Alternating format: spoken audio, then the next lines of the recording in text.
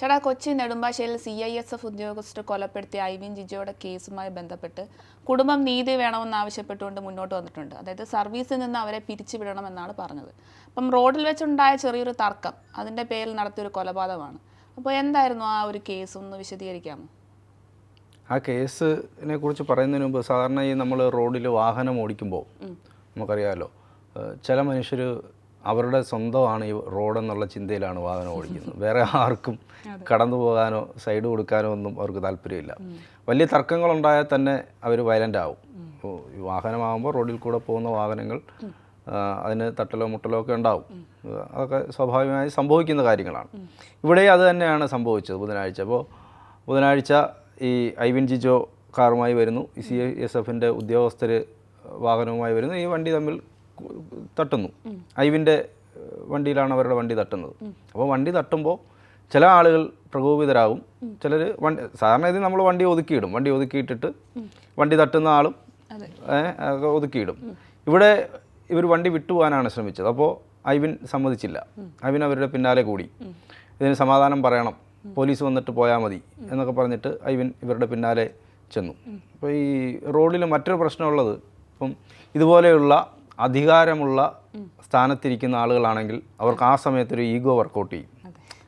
നീ ആരാ ഇതൊക്കെ പറയാൻ എന്നുള്ള തോന്നലുണ്ടാകും. അതിപ്പോൾ അത്തരം പദവികളിൽ ഇരിക്കുന്ന ആളുകൾ റോഡിൽ പലപ്പോഴും അത്തരം കലഹങ്ങൾ ഉണ്ടാക്കാൻ നമുക്കറിയാമല്ലോ. പലപ്പോഴും ഈ പോലീസ് ഉദ്യോഗസ്ഥരാണെന്നറിയാതെ അവരുമായി തർക്കിക്കുന്നു. അപ്പോൾ അവർ പിന്നീട് എടുത്തിട്ട് ഇടിക്കുന്നു. ഇങ്ങനെയൊക്കെ പറയുന്ന കേസുകൾ ധാരാളം ഉണ്ടായിട്ടുണ്ട്. അതുപോലെ തന്നെയാണ് ഇവർക്കും ആ ഒരു ഈഗോ വർക്കൗട്ട് ചെയ്തു. അപ്പോൾ ഇയാൾ പോലീസ് വന്നിട്ട് പോയാൽ മതി എന്ന് നിലപാടെടുക്കുമ്പോൾ അവർക്ക് പെട്ടെന്ന് ആ ഈഗോ വർക്കൗട്ട് ചെയ്യുകയാണ്. ഈഗോ വർക്കൗട്ട് ചെയ്തു. ഇയാൾ ബോണറ്റിലൊക്കെ കയറിയിരിക്കുന്നു, അയാളെ തള്ളിയിട്ടിട്ട് പോവുക എന്നൊക്കെ പറയാം. അങ്ങനെയൊക്കെ ചെയ്യുന്ന ആളുകളുണ്ട്. പക്ഷേ അതും വിട്ടില്ല. അവിടെയാണ് ഇവർ ക്രിമിനൽസ് ആണെന്ന് പറയുന്നത്. അവിടെ അയാളെ ഇടിച്ച് കൊല്ലുകയാണ്. കാർ കയറ്റി കൊന്നിട്ട് ആ കാറുമായി രക്ഷപ്പെടാൻ ശ്രമിക്കുകയാണ്. അപ്പോൾ നാട്ടുകാർ ഓടിക്കൂടിയതുകൊണ്ട് മാത്രമാണ് ഈ കൊലപാതകമാണ് എന്ന് അറിയാൻ പറ്റിയത്. അല്ലെങ്കിൽ സംഭവിക്കുന്നത് വെച്ചാൽ സാധാരണ ഒരു അപകടം പോലെ അതിനെ നമ്മളും ആ രീതിയിൽ തന്നെ ആ വാർത്തയെ കണ്ടേനെ. പക്ഷേ നാട്ടുകാരുടെ കൃത്യമായ ഇടപെടൽ കൊണ്ടാണ് ഇത് കൊലപാതകമാണ് എന്ന് മനസ്സിലായത്. ഇതിനകത്തൊരു കോൺസ്റ്റബിൾ മോഹൻകുമാർ ഉണ്ട്. ഈ മോഹൻകുമാർ ഓടി രക്ഷപ്പെട്ടു. വണ്ടി ഓടിച്ചിരുന്നത് വിനയകുമാർ ദാസ് എന്ന് പറയുന്ന CISFൻ്റെ SI ആണ്. അയാളുടെ ഭാര്യയുടെ പേരിലുള്ളതാണ് ആ വാഹനം. ഈ മോഹൻകുമാർ പോലീസിനോട് പറഞ്ഞത്, എനിക്ക് വണ്ടി ഓടിക്കാൻ അറിയില്ല എന്നാണ് പറഞ്ഞത്. എനിക്ക് വണ്ടി ഓടിക്കാൻ അറിയില്ല. പക്ഷേ പിന്നീട് ദൃശ്യങ്ങളിൽ കാണുന്നത് ഈ തർക്കം ഉണ്ടാകുന്ന സമയത്ത് ഈ കാറ് തിരിച്ചിടുന്നത് ഈ മോഹൻകുമാറാണ്.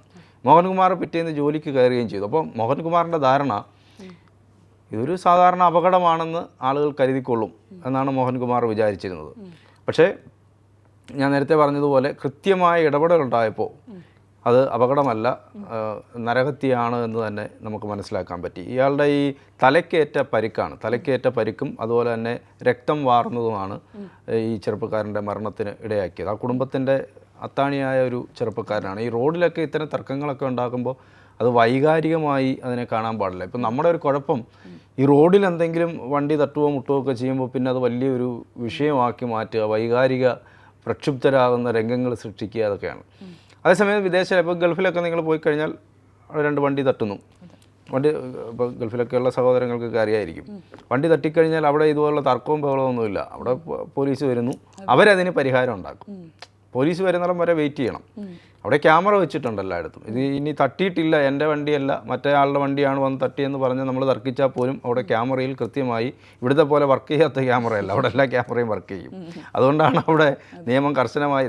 ഇത്തരം നമ്മുടെ റോഡിൽ പാലിക്കേണ്ട നിയമങ്ങൾ കർശനമായി പാലിച്ചാൽ ഈ പ്രശ്നങ്ങളൊന്നുമില്ല. അതുമാത്രമല്ല, റോഡെന്ന് പറയുന്നത് നമ്മുടെ തറവാടാണ്, നമ്മുടെ കുടുംബമാണെന്നൊക്കെ വിചാരിച്ച് വണ്ടി ഓടിക്കാൻ പോയാൽ സംഭവിക്കുന്ന കാര്യങ്ങൾ. മൂന്നാമത് ഇത്തരം ഈഗോ.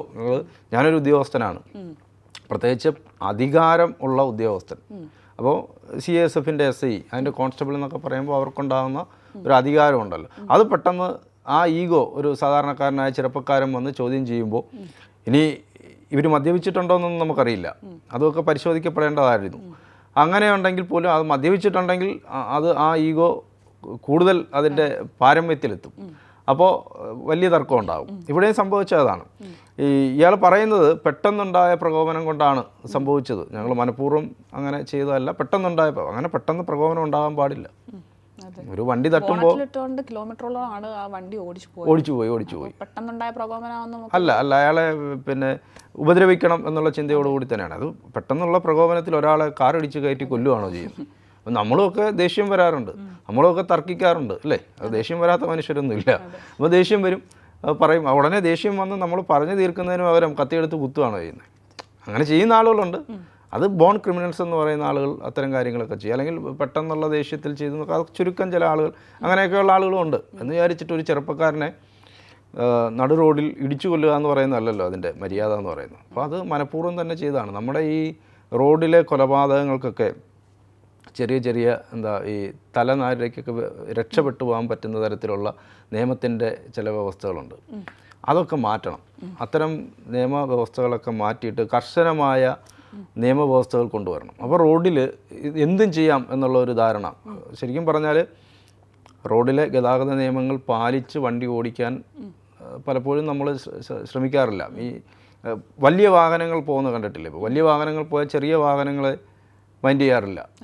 ഞാനാണ് രാജാവ് എന്ന് പറഞ്ഞിട്ട്. അതുപോലെ തന്നെയാണ് ഈ ആംബുലൻസ് പോകുന്ന സമയത്ത് വഴി കൊടുക്കാതിരിക്കുന്നത്. ഈ അടുത്ത സമയത്തും അങ്ങനെ ഒരു സംഭവം ഉണ്ടായി. വഴി മാറി കൊടുക്കാത്ത ഒരു ജീവൻ രക്ഷിക്കാനുള്ള ഓട്ടത്തിലാണ്. അപ്പോൾ നമ്മൾ വഴി മാറി കൊടുക്കുക എന്നുള്ളത് നമ്മളുടെ ഒരു കടമയല്ലേ? പക്ഷെ അതും പോലും ചെയ്യാത്ത ആൾക്കാരാണ് നമ്മുടെ കേരളത്തിലുള്ളത്. അതിനകത്ത് ഈ അടുത്ത് ഞാൻ കണ്ട ഒരു സ്ത്രീ, ഒരു ലേഡിയാണ്. ആ ലേഡി ഇങ്ങനെ കുറേ ദൂരം സ്കൂട്ടർ ഓടിച്ചു പോകുന്നു, ആംബുലൻസിന് വഴി കൊടുക്കുന്നില്ല. അങ്ങനെ പോയ പിന്നെ അവരെ അനുകൂലിച്ച ആളുകളൊക്കെ വന്നിട്ടുണ്ട്. അവർക്ക് ഒരുപക്ഷെ അവർ കേട്ടിട്ടുണ്ടാവില്ല, ഹെൽമറ്റ് വെച്ചതുകൊണ്ട് കേട്ടിട്ടുണ്ടാവില്ല, അവർ ഏതെങ്കിലും മാനസിക പ്രശ്നത്തിൽ വണ്ടി ഓടിച്ചതായിരിക്കാം എന്നൊക്കെ പറഞ്ഞിട്ട് അവരെ അനുകൂലിച്ചൊക്കെ ആളുകൾ വന്നു. പക്ഷേ ഈ ആംബുലൻസ് പോലെയൊക്കെ വരുമ്പോൾ ഇപ്പോൾ പിന്നെ ആളുകളൊക്കെ വഴിമാറി കൊടുക്കുന്നുണ്ട്. കാരണം അവിടെ പിഴയുണ്ട് എന്നുള്ളതുകൊണ്ടാണ്. അതാ ഞാൻ പറഞ്ഞത്, ഇത്തരം നിയമം കർശനമാണെന്ന് തോന്നിക്കഴിഞ്ഞാൽ അത് നമ്മുടെ ഒരു കുഴപ്പമെന്ന് പറഞ്ഞാൽ അത്തരം എന്തെങ്കിലും നിയമങ്ങളൊക്കെ വന്നു കഴിഞ്ഞാൽ അതിനെ എങ്ങനെ ലംഘിക്കാം എന്നുള്ളതാണ് നമ്മൾ ആദ്യം ചിന്തിക്കുന്നത്. ഇതൊന്നും നമുക്ക് പാടില്ല. അത് എന്തിനു വേണ്ടിയിട്ടാണെന്നുള്ളത് ചിന്തിക്കുന്നില്ല. അത് നമുക്കും കൂടെ നമ്മുടെ ജീവനെയും കൂടെ രക്ഷിക്കാൻ വേണ്ടിയിട്ടാണ്. നമ്മൾ കുടുംബമായിട്ട് പോകുന്നു, നമുക്കൊരു കുടുംബമുണ്ട്, അല്ലെങ്കിൽ എന്തെങ്കിലും ആയിക്കട്ടെ, നമ്മൾ തന്നെയാണല്ലോ, നമ്മുടെ ജീവനാണ് നമുക്ക് ഏറ്റവും പ്രധാനം. ഈ ജീവൻ നഷ്ടപ്പെട്ട് കഴിഞ്ഞിട്ട് വല്ല കാര്യമുണ്ടോ? അപ്പോൾ അതിനൊരു നിയമം കൊണ്ടുവരുമ്പോൾ അതിനെ എങ്ങനെ ലംഘിക്കാം, അതിനെതിരായിട്ട് എങ്ങനെ സംസാരിക്കാം, നിങ്ങൾ ഹെൽമറ്റ് വെച്ച് പോകണം എന്ന് പറയുന്നത് നമ്മുടെ പിന്നെ ജീവൻ രക്ഷിക്കാൻ വേണ്ടിയിട്ടാണ്. മിക്ക മരണങ്ങളും സംഭവിക്കുന്നത് ഇപ്പോൾ ഈ പയ്യൻ്റെ പോലും തലക്കേറ്റ പരിക്കാണ്. പലപ്പോഴും ബൈക്ക് അപകടങ്ങൾ സംഭവിക്കുന്നതെല്ലാം മിക്കവാറും തലയ്ക്ക് പരിക്കേറ്റിട്ടാണ് അപകടം സംഭവിക്കുന്നത്. കാരണം ആ ബൈക്ക് ഓടിച്ച് നമുക്കറിയാമല്ലോ, അത് റോഡിലേക്ക് തലയടിച്ചിട്ട് വീഴും. അപ്പോൾ അതുകൊണ്ടാണ് ഇരുചക്ര വാഹനം ഓടിക്കുന്നവർ കൃത്യമായി ഹെൽമറ്റ് ധരിക്കണം എന്ന് പറയുന്നത്. അത് നമ്മുടെ സുരക്ഷയുടെ ഭാഗമാണ്. അത് നമ്മൾ അങ്ങനെ തന്നെ ചെയ്യണം. അതിനെ നമ്മളെ അടിച്ചേൽപ്പിക്കാൻ ശ്രമിക്കുന്ന ഒരു നിയമം എന്ന് പറയേണ്ട കാര്യമല്ല. ഇവിടെ എന്തായാലും ഈ CSFൻ്റെ DIG ആർ പൊന്നിയുടെ നേതൃത്വത്തിലാണ്, വളരെ ഗൗരവമായിട്ടാണ് അവർ ഈ കേസ് അന്വേഷിക്കുന്നത്. ആദ്യഘട്ടത്തിൽ ഇയാൾ ഈ പറഞ്ഞ പോലെ പിറ്റേന്ന് ജോലിക്ക് കയറുന്നതൊക്കെ ശ്രദ്ധയിൽപ്പെട്ടിട്ടുണ്ട്. ഈ മോഹൻകുമാർ, അയാളുടെ ധാരണ, ഇവർ രണ്ടും മലയാളികളല്ല, മറ്റ് സംസ്ഥാനക്കാരാണ്. അപ്പോൾ അവിടെ അങ്ങനെയൊക്കെയാണ്. അവിടെ ഇതൊന്നും ഒരു പ്രശ്നമല്ല. പക്ഷേ ആവർത്തിക്കാൻ ശ്രമിച്ചാണ്. ഇവിടെ കേരളം ഇങ്ങനെയാണെന്നുള്ളത് അവർക്ക് അറിയാൻ പറ്റാതെ പോയി. കേരളത്തിലെ ജനങ്ങൾ ഇങ്ങനെയാണ് എന്നുള്ളത് അറിയാൻ പറ്റാതെ പോയി. അതാണ് അവർക്ക് സംഭവിച്ചത്. അതുകൊണ്ടാണ് അയാൾ ധൈര്യമായി പിറ്റേ ദിവസം ജോലിക്ക് കയറിയത്. യാതൊന്നും സംഭവിക്കാത്ത തരത്തിൽ ജോലിക്ക് കയറി. അപ്പോൾ അവിടെ അയാൾക്ക് ഒത്താശ ചെയ്ത് കൊടുത്ത് ആരെങ്കിലും ഉണ്ടോ? അയാൾ എങ്ങനെയാണ് ഇത്രയും വലിയൊരു കൊലപാതകം ചെയ്തിട്ട്, ഇങ്ങനൊരു കൊലപാതകം ചെയ്തിട്ട് ഇയാൾ എങ്ങനെയാണ് അവിടെ ജോലിക്ക് കയറിയത്? ഇതുമൊക്കെ അവർ അന്വേഷിക്കാൻ ഉള്ള പിന്നെ ആദ്യഘട്ടത്തിലെ അന്വേഷണത്തിൽ ഇതുമൊക്കെ വരും. എങ്ങനെയാണ് ഇയാൾ അവിടെ കയറിയത്? അപ്പം അത്രയും ധൈര്യത്തോടെ ചെന്ന് കയറുകയാണ്. ഒരാളെ കൊന്നിട്ട് അത്രയും ധൈര്യമായിട്ട് ചെന്ന് കയറുകയാണ്. ഇയാളാണ് വിനയകുമാറാണ് വാഹനം ഓടിച്ചതെന്ന് ഞാൻ പറഞ്ഞല്ലോ. അപ്പം ഇവർ ഈ പയ്യനോട് തർക്കിക്കുമ്പോൾ അവൻ്റെ വണ്ടിയിൽ തട്ടി. അപ്പോൾ അവൻ ഒരു ചെറുപ്പക്കാരനാണ്, എനിക്ക് 24 വയസ്സ് മാത്രം പ്രായമുള്ള ഒരു ചെറുപ്പക്കാരനാണ്. അപ്പോൾ ഈ ചിലർക്ക് ഈ വണ്ടി എന്നൊക്കെ പറയുന്നത് അവരിങ്ങനെ ക്രേസ്, അത് മാത്രമല്ല ഇങ്ങനെ വളരെ പൊന്നുപോലെ കൊണ്ടുവന്ന് സൂക്ഷിക്കുന്ന ആളുകളാണ്. അവരെ വാഹനം എന്ന് പറഞ്ഞാൽ അവർക്ക് വലിയ സ്നേഹം. ഈ വാഹനപ്രേമികളായിട്ടുള്ള ആളുകൾക്ക് ചെറിയൊരു പോറൽ പോലും അവർക്ക് സഹിക്കാൻ പറ്റില്ല. ഡോറ് പോലും അതെ, ഇപ്പം നമ്മൾ ചില വാഹനങ്ങൾ കയറിയാൽ ഡോറ് ഒരു ഇത്തിരി വേഗത്തിൽ പിടിച്ചടച്ചാൽ അങ്ങനെ അടയ്ക്കുക പതുക്കെ. എൻ്റെ വണ്ടി വളരെ സൂക്ഷിച്ചാണ് കൊണ്ടുപോകുന്നത്. അപ്പോൾ ഞാനൊരു തവണ പോയപ്പോൾ നമ്മുടെ സുഹൃത്ത്, ഞാനിങ്ങനെ അടയ്ക്കുമ്പോഴെല്ലാം പുള്ളി പറയുന്നുണ്ട്, നിങ്ങളെന്തേ കാണിക്കുന്നത്, ഞാനിങ്ങനൊന്നും അടയ്ക്കാറില്ല, നിങ്ങളിത് നശിപ്പിക്കാൻ വേണ്ടി കയറിയതാണോ എന്നൊക്കെ ചോദിക്കും. അപ്പോൾ അങ്ങനെയൊക്കെയുള്ള ആളുകളൊക്കെ ഉണ്ട്. അപ്പോൾ അങ്ങനെ വരുമ്പോൾ പിന്നെ ഞാൻ ആദ്യം പറഞ്ഞതുപോലെ തർക്കം ഉണ്ടാകുമ്പോൾ വാഹനം ഇടിക്കും. ഇതിന്റെ ഇടയ്ക്ക് ജിജോ ഈ സംഭവങ്ങൾ ഒരു അനീതി നടക്കുന്നു എന്ന് കണ്ടപ്പോ അത് ഫോണിൽ ഷൂട്ട് ചെയ്യാൻ ശ്രമിച്ചു. അതെ അതെ അതെ അതെ അതാ ഞാൻ അപ്പൊ അതായിരിക്കും കുറച്ചും കൂടെ പ്രകോപനം ഉണ്ടാക്കിയത്. അപ്പം സോഷ്യൽ മീഡിയ ഇപ്പൊ നല്ല പവർഫുൾ ആയിട്ട് നിൽക്കുന്നത് കൊണ്ട് ഇത് ഇങ്ങനെ ഒരു അനീതി നടക്കുന്നു എന്നുള്ളത് ഷൂട്ട് ചെയ്ത് സോഷ്യൽ മീഡിയയിൽ ഇട്ട് കഴിഞ്ഞാൽ കുറച്ചുകൂടെ നല്ല രീതിയിൽ പോകും എന്നുള്ളൊരു വിശ്വാസം ഉള്ളതുകൊണ്ടായിരിക്കും അയാൾ അങ്ങനെ ചെയ്തത്. പക്ഷെ അതായിരിക്കും ആ ഈഗോ കുറച്ചും കൂടെ കൂടിയത് ആ ഉദ്യോഗസ്ഥരില്. ചിലപ്പോൾ അതുകൊണ്ടായിരിക്കാം അങ്ങനെ പ്രകോപിക്കാനുള്ള കാരണം. അല്ലെങ്കിൽ ഇങ്ങനെ ഒരു കൊലപാതകത്തിലേക്ക് കൊണ്ടുപോകാൻ അവരെ നയിച്ച ചിലപ്പോൾ അങ്ങനത്തെ ഒരു ഇതാണെന്ന് അയാൾ പറയുന്നുണ്ട്. അല്ല, ഞാൻ അതിൽ ആ ക്യാമറയുടെ കാര്യത്തിലാണ് പറയാൻ വന്നു തുടങ്ങി. അപ്പോഴത്തേക്ക് അത് പറഞ്ഞത് കാര്യമായി. അല്ല, കൈവിട്ടല്ല, ഞാനത് പറയുന്നതിന് മുമ്പ് പറഞ്ഞു. അപ്പോൾ ആ ക്യാമറ പലപ്പോഴും ഇപ്പോൾ ഈ നമ്മൾ ചില വീഡിയോ കാണാറില്ലേ, പോലീസ് ഉദ്യോഗസ്ഥർ വളരെ മാന്യമായി സംസാരിക്കുന്നു. അവർ മാന്യമായി സംസാരിക്കുന്ന ആളുകളുണ്ട്, ഇല്ലെന്ന് നമ്മൾ പറയുന്നില്ല. പക്ഷെ അവിടെ വേറെ കാര്യമുണ്ട്, ഇത് ക്യാമറ വെച്ചിട്ടുണ്ട്. CCTV ഉണ്ടായിരുന്നു. അല്ല, ഈ ക്യാമറയിൽ ഒരാൾ പിടിക്കുകയാണല്ലോ. ക്യാമറയിൽ ഇത് പിടിച്ചുകൊണ്ടിരിക്കുമ്പോൾ അങ്ങനെ സംസാരിക്കാൻ പറ്റുമോ? അയാൾക്കറിയാം ഈ സാധനം സോഷ്യൽ മീഡിയയുടെ കാലത്ത് ലോകമെമ്പാടും ഇത് പോകും എന്നുള്ളത് പോവാം. ഈ അടുത്ത് തന്നെ ഉണ്ടല്ലോ ഒരു പോലീസ് ഉദ്യോഗസ്ഥൻ ഒരിടത്ത് എന്താ പാട്ട് വെച്ചിരിക്കുന്നു. അപ്പം മൈക്ക്, അപ്പോൾ സമയം കഴിഞ്ഞു, 10 മണി കഴിഞ്ഞാൽ ഓഫ് ചെയ്യണമല്ലോ. അപ്പം അയാൾ ചെല്ലുന്നു, അതിനെക്കുറിച്ച് സംസാരിക്കുന്നു. അപ്പോൾ അയാളിങ്ങനെ എന്താ പറയുന്നത്, കൊഞ്ഞണം കുത്തുന്ന ഒരു ഫോട്ടോ വൈറലായി. ഇപ്പുറത്തുനിന്ന് പ്രകോപനം ഉണ്ടായിട്ടുണ്ടാകാം, അപ്പോൾ അതിന് മറുപടിയായിട്ടാകാം അയാളിങ്ങനെ കൊഞ്ഞണം കുത്തുന്നത്. അപ്പോൾ അത് ഭയങ്കര വൈറലായി. അപ്പോൾ പോലീസ് ഉദ്യോഗസ്ഥൻ ഇങ്ങനെ ഇളിക്കുന്നു. അങ്ങനെ അത് കണ്ടായിരുന്നോ? ഇല്ല, അങ്ങനെ ഒരു സംഭവമുണ്ട്. അപ്പോൾ അയാൾക്കെതിരെ വലിയ വിമർശനം വന്നു. അയാളെ സൈബർ അറ്റാക്ക് നേരിടുകയാണ് ഇപ്പോൾ ആ പോലീസ് ഉദ്യോഗസ്ഥൻ. അപ്പോൾ എന്താണ് അതിൻ്റെ യഥാർത്ഥ റീസൺ എന്നുള്ളതിനെക്കുറിച്ചൊക്കെ നമ്മൾ പോകേണ്ടതുണ്ട്. അപ്പോൾ അവർക്കറിയാം, ഈ ബുദ്ധിയുള്ള ഉദ്യോഗസ്ഥർക്കറിയാം ഇത് പണി കിട്ടും ഈ ക്യാമറ. അപ്പോൾ അത് തന്നെയാണ് ഇവിടെ സംഭവിച്ചിരിക്കുന്നത്. ഇയാളിത് പകർത്താൻ തുടങ്ങിയപ്പോഴത്തേക്ക് അപ്പോൾ അതായത് അയാൾക്ക് അനീതിക്കെതിരെ പ്രതികരിക്കുന്ന, ഇത് വെറുതെ വിടാൻ അയാൾക്ക് ഉദ്ദേശമില്ല, മനസ്സിലായില്ല. അപ്പോൾ അനീതിക്കെതിരെ പ്രതികരിക്കാൻ ശേഷിയുള്ള ഒരു ചെറുപ്പക്കാരനായിരുന്നു. അല്ലാതെ വണ്ടി ഇടിച്ചു എന്നാൽ പിന്നെ അവരെടുത്തുകൊണ്ട് പോയി ഞാനും പോട്ടെ എന്നുള്ള ചിന്തയല്ല. അപ്പോൾ അത് CSFകാരനായാലും അല്ലെങ്കിലും അയാൾ CSF ആണോന്നും അയാൾക്ക് ഇനി അറിഞ്ഞിട്ടുണ്ടാവണമെന്നില്ല. ഒരുപക്ഷെ അവർ പറഞ്ഞിട്ടുണ്ടാവുമെന്ന് നമുക്കറിയാൻ വയ്യ. എന്തായാലും ക്യാമറയിൽ പകർത്താൻ തുടങ്ങിയതാണ് അവരെ കൂടുതൽ പ്രകോപിപ്പിച്ചത്. അങ്ങനെ ക്യാമറയിൽ പകർത്താൻ തുടങ്ങിയാലും ഞാൻ ചോദിക്കുന്നത്, ഒരാളെ അങ്ങനെ കാറെടുപ്പിച്ച് കൊല്ലാമോ? 2 വണ്ടികൾ തമ്മിൽ തട്ടി എന്ന് വിചാരിച്ചിട്ട് അയാൾ പിന്നെ ഇത് പോലീസ് വന്നിട്ട് പോയാൽ മതി, ഇതിനൊരു പരിഹാരം ഉണ്ടാക്കിയിട്ട് പോയാൽ മതി, സ്വാഭാവികമല്ലേ? ഇപ്പോൾ എൻ്റെ വണ്ടിയിൽ ഒരാൾ വന്ന് തട്ടുമ്പോൾ അതിൻ്റെ പരിഹാരം ഉണ്ടായിട്ട് പോയാൽ മതിയെന്ന്, അങ്ങനെ അതാണല്ലോ എൻ്റെ നാട്ടു നടപ്പ്. അപ്പോൾ അത് ചെയ്യാൻ തയ്യാറാകുന്നില്ല. പോലീസ് വന്നിട്ട് പോയാൽ മതി, അതും തയ്യാറാകുന്നില്ല. അപ്പോൾ അയാൾ എന്ത് ചെയ്തു?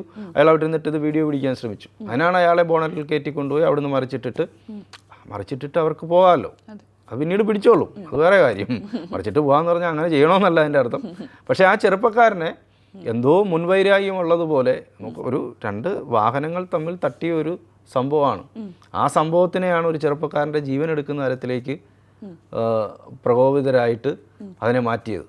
ആ അമ്മ അത് പറയുന്നുണ്ട്, ജിജോയുടെ അമ്മ, നിങ്ങൾ കൊല്ലേണ്ടിയിരുന്നില്ല, ഒരു ശകലം ജീവനെങ്കിലും ബാക്കി വെച്ച് ഞങ്ങൾക്ക് തന്നിരുന്നെങ്കിൽ ആകെപ്പാടുള്ളൊരു മകനാണ്, അവനെ ഞങ്ങൾക്ക് ജീവനോടെ തന്നിരുന്നാൽ മതിയായിരുന്നു എന്നാ അമ്മ കെഞ്ചി കരഞ്ഞുകൊണ്ട് പറയുന്നുണ്ട്. വലിയ രീതിയിൽ ആ വീഡിയോ വലിയ രീതിയിൽ ചർച്ചയാവുന്നുണ്ട്. പക്ഷെ ചേട്ടാ, ഇപ്പം ആ കുടുംബം നീതി തേടിയാണ് പോയിക്കൊണ്ടിരിക്കുന്നത്. ഇപ്പം അവരെ സർവീസിൽ നിന്ന് പിരിച്ചു വിടണമെന്നൊക്കെ പറയുന്നുണ്ട്. സത്യം പറഞ്ഞാൽ അത് സാധ്യമാവുന്ന കാര്യമാണോ? സർവീസിൽ നിന്നൊക്കെ പിരിച്ചു വിടുവോ? അല്ല, ഒരു പ്രതികൾ ആയി കഴിഞ്ഞ ഒരു കുറ്റക്കാരാണെന്ന് കണ്ടാൽ പിരിച്ചുവിടും. അങ്ങനെയാണെങ്കിൽ അവർക്ക് ഇപ്പൊ ആദ്യഘട്ടത്തിൽ അവരെ സസ്പെൻഡ് ചെയ്ത് നിർത്തിയിരിക്കുകയാണ്. അങ്ങനെ ചെയ്യാൻ പറ്റുള്ളൂ. നമ്മുടെ ഒരു നിയമം അങ്ങനെയാണ്. ഇവർ ഇങ്ങനൊരു കുറ്റകൃത്യത്തിൽ ഏർപ്പെട്ടിട്ടുണ്ടെന്ന് വരുമ്പോൾ, അതിപ്പോൾ പോലീസ് ഉദ്യോഗസ്ഥർക്കെതിരെ ഒരു പരാതി വന്നു കഴിഞ്ഞാലും അങ്ങനെയാണല്ലോ, അന്വേഷണ വിധേയമായി ആദ്യം സസ്പെൻഡ് ചെയ്യുകയാണ് ചെയ്യുന്നത്, പിന്നീടാണ് അവർക്കെതിരെ നടപടിയിലേക്ക് പോകുന്നത്. ഇപ്പോൾ ഇവർ കുറ്റക്കാരാണ്, പ്രതികളാണ്, കൊലപാതകം നടത്തിയിട്ടുണ്ട് എന്ന് തെളിഞ്ഞു കഴിഞ്ഞാൽ അവർ പിന്നെ സർവീസിൽ വെച്ചിരിക്കില്ല, അവരെ പിരിച്ചുവിടും, സർവീസിൽ നിന്ന് പിരിച്ചുവിടും. അതുകൊണ്ടാണ് ഞാൻ പറഞ്ഞത്, CSF ഇത് വളരെ, അവിടുത്തെ ഈ DIG പൊന്നി ഇവിടെ നെടുമ്പാശ്ശേരിയിൽ വന്നിട്ടുണ്ട്. വളരെ അവിടെ ക്യാമ്പ് ചെയ്തുകൊണ്ടാണ് അവർ അന്വേഷണത്തിന് നേതൃത്വം കൊടുക്കുന്നത്. അപ്പോൾ അവരും ഈ CISFൻ്റെ ഉന്നതാധികാരികളും ഉദ്യോഗസ്ഥരും ഒക്കെ ഈ സംഭവത്തെ വളരെ ഗൗരവത്തിലാണ് കാണുന്നത്. അവരുടെ CISFൽപ്പെട്ട 2 ഉദ്യോഗസ്ഥർ മനുഷ്യത്വരഹിതമായി പെരുമാറിയിരിക്കുന്നു. അത് അവർക്ക് തന്നെ നാണക്കേടാണ്, ആ ഡിപ്പാർട്ട്മെൻറ്റിന് തന്നെ നാണക്കേടാണ്. അതും അവിടെ അല്ലല്ലോ, ഇത് റോഡിൽ ഒരു വാഹനം തട്ടിയതിൻ്റെ പേരിൽ ഒരു ചെറുപ്പക്കാരനെ കൊല്ലുന്നു. അപ്പോൾ അത്രയും മനുഷ്യത്വരഹിതമായ 2 ആളുകളാണ് അവിടെ ജോലി ചെയ്യുന്നത്. ആ ഡിപ്പാർട്ട്മെൻറ്റിൽ ജോലി ചെയ്യുന്നത്. അങ്ങനെ രണ്ടുപേരെ അവിടെ ഇവർ പ്രതികളാണ് എന്ന് തെളിഞ്ഞു കഴിഞ്ഞാൽ ഉറപ്പായും അവരെ അവിടെ നിന്ന് പിരിച്ചുവിടാൻ. പക്ഷേ ഇത്രയും വലിയൊരു പോസ്റ്റിലിരിക്കുന്ന ഉദ്യോഗസ്ഥർ വളരെ നിഷ്പ്രയാസം തന്നെ ഇങ്ങനെ ഒരു കേസിൽ നിന്ന് ഊരി വന്ന ചരിത്രമൊക്കെ ഉണ്ടായിട്ടില്ലേ? അപ്പം അതും ഇവിടെ ആവർത്തിക്കപ്പെടുമോ? ഇവിടെ എനിക്ക് തോന്നുന്നു സാക്ഷിമൊഴികളും പിന്നെ ശാസ്ത്രീയമായ പരിശോധനയും CCTV ദൃശ്യങ്ങളുണ്ട്, കൃത്യമായ ദൃശ്യങ്ങളും ഒക്കെ ഉണ്ട്. പണ്ടൊക്കെയാണ് അങ്ങനെയൊക്കെ നമുക്ക് രക്ഷപ്പെട്ടു പോകാം. പണ്ടിപ്പോൾ ഈ രാഷ്ട്രീയ നേതാക്കന്മാർ പത്രസമ്മേളനത്തിൽ എന്തെങ്കിലുമൊക്കെ പറയും, പറഞ്ഞിട്ട് അത് വലിയ വാർത്തയാവും. വാർത്തയായി കഴിയുമ്പോൾ അവർ പിറ്റേന്ന് പറയും സ്ഥിരം പറയുന്ന കാര്യമാണ്, ഞാൻ അങ്ങനെ പറഞ്ഞിട്ടില്ല, പത്രക്കാർ അന്ന് ഈ പത്രം മാത്രമേ ഉള്ളൂ, പത്രക്കാർ വളച്ചൊടിച്ചതാന്ന് പറയും. അതൊരു സ്ഥിരം പ്രയോഗം, വളച്ചൊടിച്ചതാണ്, ഞാൻ അങ്ങനെ പറഞ്ഞിട്ടില്ല എന്ന്. പക്ഷേ ഇപ്പോൾ അങ്ങനെ പറയാൻ പറ്റുമോ? ഇപ്പം പറയാൻ പറ്റത്തില്ല. കാരണം ഇപ്പം മുഴുവൻ ദൃശ്യ മാധ്യമങ്ങൾ ആ ആളുടെ മുമ്പിൽ ക്യാമറയുമായിട്ട് വന്നിരിക്കുകയാണ്. അപ്പോൾ അതിനകത്ത് മാത്രമല്ല ഓരോ വാക്കും ശ്രദ്ധിക്കപ്പെടും. നമ്മളറിയാതെ പറഞ്ഞു പോകുന്നത് പോലും ചിലപ്പം അതിനകത്തൊരു 10 കാര്യങ്ങൾ പോസിറ്റീവായിട്ട് പറഞ്ഞിട്ട് 11ാമത്തെ ഒരു കാര്യമായി നമ്മൾ അറിയാതെ ഒരു കാര്യം പറഞ്ഞു പോകുന്നത്. അതൊരു നെഗറ്റീവ് ഷെയ്ഡുള്ള, ചിലപ്പം ആളുകൾക്ക് എന്തെങ്കിലും കുഴപ്പമുണ്ടെന്ന് തോന്നുന്ന ഒരു കാര്യമായിരിക്കും. ഈ 11ാമത് പറഞ്ഞ് 10 കാര്യവും വിസ്മൃതിയിലായി പോകും. 11ാമത് പറഞ്ഞ കാര്യമായിരിക്കും ഹൈലൈറ്റ് ചെയ്യപ്പെടുകയും അതോടുകൂടി അയാളുടെ കാര്യത്തിലൊരു തീരുമാനമാകും. ഇവിടെയും കൃത്യമായ തെളിവുകളുണ്ട്. അപ്പോൾ അങ്ങനെ ഇവർ രക്ഷപ്പെട്ടു പോകും എന്ന് കരുതുന്നില്ല. അതുമാത്രമല്ല, ഞാനതാ പറഞ്ഞത്, ഇവർ വളരെ ഗൗരവത്തിൽ തന്നെയാണ് ഇതിനെ കാണുന്നത്. കാരണം അവർക്കാകെ നാണക്കേടുണ്ടാക്കിയൊരു സംഭവമാണ്. അപ്പോൾ അങ്ങനെയുള്ള 2 പേര് സർവീസിൽ ഇരിക്കേണ്ടതില്ല എന്ന് തന്നെയാണ് അവർ തീരുമാനിച്ചിട്ടുള്ളതെന്നാണ് എനിക്ക് തോന്നുന്നത്. അങ്ങനെയാണെങ്കിൽ ചേട്ടാ, ഈ അടുത്ത സമയത്തല്ലായിരുന്നു ADGP അജിത് കുമാറിൻ്റെ ഒരു കേസ് വന്നത്? അപ്പം വലിയ രീതിയിൽ ചർച്ചയായതാണ്, അദ്ദേഹത്തെ പോസ്റ്റ് ചെയ്ത് പിരിച്ചു വിടുന്ന വരെ എത്തി. പക്ഷേ ഈ അടുത്ത സമയത്തല്ലേ അദ്ദേഹത്തിന് പ്രൊമോഷൻ കൊടുത്തത്. അപ്പോൾ ആ കേസും അവിടെ തേഞ്ഞു മാഞ്ഞു പോവില്ലായിരുന്നു. അപ്പോൾ അതും ഈ വന്ന കാലത്ത് തന്നെയല്ലേ സംഭവിച്ചത്? അതിന് എല്ലാ കാലത്തും ഇങ്ങനെയൊക്കെ സംഭവിച്ചിട്ടുണ്ട്. ഓരോ രാഷ്ട്രീയ നേതൃത്വത്തിലും പ്രിയപ്പെട്ട ആളുകൾ വരുമ്പോൾ അവരെ സംരക്ഷിച്ച് നിർത്തുക എന്നുള്ളത് എല്ലാ കാലത്തും ചെയ്തിട്ടുള്ളതാണ്. പിന്നെ ഇപ്പോൾ നമ്മുടെ നാട്ടിൽ നോക്ക്, ഇത് തന്നെ പറയണമെന്നില്ല. ഇപ്പോൾ നമുക്കിപ്പോൾ ഒരുപാട് സമ്പത്തുണ്ട്, അല്ലെങ്കിൽ നമുക്ക് സ്വാധീനമുണ്ട്. സ്വാധീനവും സമ്പത്തുമുള്ള ഒരാൾ എന്തെങ്കിലും ഒരു കാര്യം സാധിക്കാൻ വേണ്ടി ഒരു ഓഫീസിലോ ഒക്കെ ചെല്ലുന്നത് പോലെയല്ല ഒരു സാധാരണക്കാരൻ ചെല്ലുന്നത്. ഈ സ്വാധീനവും സമ്പത്തുമുള്ള ആളിനെ സംബന്ധിച്ച് അത് പെട്ടെന്ന് ആ കാര്യം റെഡിയായി കിട്ടും. സാധാരണക്കാരനായിട്ടുള്ള ഒരു പൗരനാണെങ്കിൽ, പൗരൻ എല്ലാവരും ഒരുപോലെ തന്നെ, സാധാരണക്കാരനെന്നോ സമ്പന്നനെന്നോ ഒന്നുമില്ല, ഞാൻ അത് പറഞ്ഞെന്ന് വിചാരിച്ചിട്ട്, ഒരു സാധാരണ ആളാണെങ്കിൽ അയാളെ എത്ര തവണ അവിടെ കയറ്റി ഇറക്കും. അല്ലെങ്കിൽ ഒരു പ്രശ്നത്തിൽ പെട്ടുപോയെന്ന് വയ്ക്കുക, എന്തെങ്കിലും ഒരു പ്രശ്നത്തിൽ, മനുഷ്യനാണ്, ഏതെങ്കിലും തരത്തിലുള്ള പ്രശ്നങ്ങളും പ്രതിസന്ധിയിലൊക്കെ ഉണ്ടാവും, നമ്മളറിയാതെ നമ്മൾ ഏതെങ്കിലും കാര്യത്തിലൊക്കെ ചെന്ന് പെടും. അപ്പോൾ അങ്ങനെ ഉണ്ടായാലും അവിടെയും ഈ സമ്പത്തും സ്വാധീനവുമുള്ള ആൾ ഈസിയായി അയാൾക്ക് അതിനകത്തുനിന്ന് ഊരി വരാൻ പറ്റും. ഇതൊന്നും ഇല്ലാത്ത ആളുകളാണെങ്കിൽ അതിനകത്ത് അകപ്പെട്ട് അവരുടെ ജീവിതം നശിച്ചു. അതാണ് അതിനകത്ത് വ്യത്യാസം. അതുകൊണ്ടാണ് ഞാൻ ചോദിച്ചത്, ഈ ഒരു കേസിൽ പക്ഷേ ഇത് അങ്ങനെ സംഭവിക്കാൻ സാധ്യതയില്ല. കാരണം ഇത്രമാത്രം ജനരോഷം ഉണ്ടാകുന്ന ഒരു കേസ്, കൃത്യമായി ദൃശ്യങ്ങൾ, CCTV ദൃശ്യങ്ങളുള്ള ഒരു സംഭവം. അത് മാത്രമല്ല, ഇവർ സമ്മതിച്ചു കഴിഞ്ഞു, കോടതി ചെന്ന് മാറ്റി പറയാം, അത് മറ്റൊരു കാര്യം. എന്നാലും എനിക്ക് തോന്നുന്നത് കൃത്യമായി പോലീസ് വിചാരിച്ചാൽ ഓരോ കേസും അപ്പോൾ ഒരുത്തനെ പൂട്ടണം, ഈ പ്രതിയായ ഒരാളെ ഊരിപ്പോരണം എന്ന് വിചാരിച്ചിട്ട് അവർക്ക് എഴുതാൻ പറ്റും. ഇവനെ അകത്ത് കിടത്തിയേ പറ്റുമെന്ന് തീരുമാനിച്ചാൽ അവർ അകത്ത് കിടത്തും. അങ്ങനെയാണ്. പക്ഷേ ഇത് അങ്ങനെ സാധ്യതയില്ല. അവർ അങ്ങനെ ഈസിയായി ഇതിനെ കാണും എന്ന് തോന്നുന്നില്ല. ഗൗരവത്തിൽ തന്നെയാണ് അവർ കാണുന്നത് എന്നാണ് ഞാൻ മനസ്സിലാക്കുന്നത്. പിന്നെ വരട്ടെ, നമുക്ക് നോക്കാം.